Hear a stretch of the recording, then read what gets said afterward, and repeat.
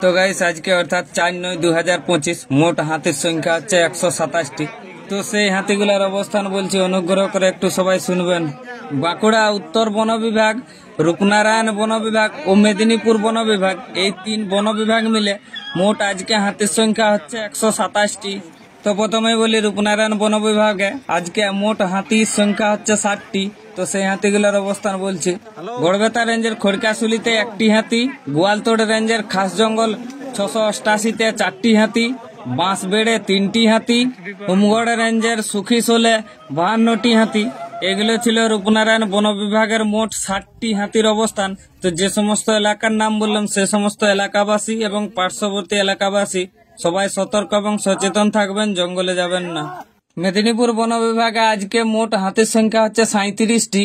চাঁদড়া রেঞ্জের আমগোবরাতে 3টি হাতি, চাউলপুরাতে 1টি হাতি, আমাঝর্ণাতে 1টি হাতি, শুকনাখালীতে 1টি হাতি, পিড়াকাটা রেঞ্জের বেনাগেড়াতে 1টি হাতি, নয়াবসত রেঞ্জের বাগাখুলিয়াতে 2টি হাতি, লালগড় রেঞ্জের কামরাঙ্গিতে 2টি হাতি, আর বীরভানপুরে 22 থেকে 23টি হাতি, বান্দিতে 2টি হাতি, বনিশোলে 1টি হাতি।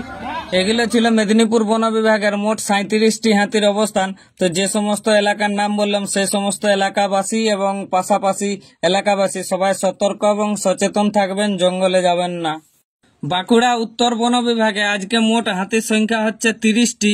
বড়জোড়া রেঞ্জের উত্তর সোড়াগোড়াতে 14টি হাতি, বেলিয়াতোড় রেঞ্জের কাঁটা বেনসেতে 5টি হাতি, সোনামুখী রেঞ্জের অর্জুনিয়াতে 11টি হাতি। এগুলো ছিল বাঁকুড়া উত্তর বন বিভাগের মোট 30টি হাতির অবস্থান।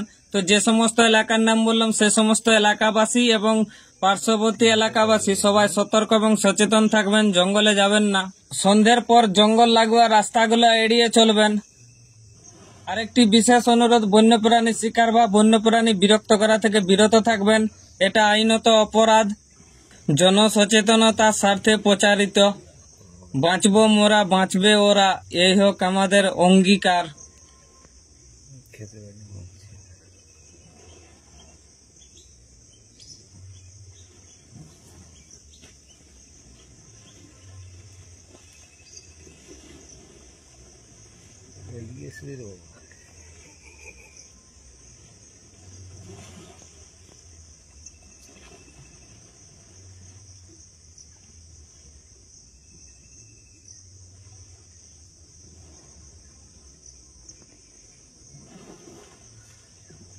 ওই সময়টা বাড়ি যাবো, ওখানটায় গিয়ে বসে বসে ভিডিও করো, উঠে যাবে।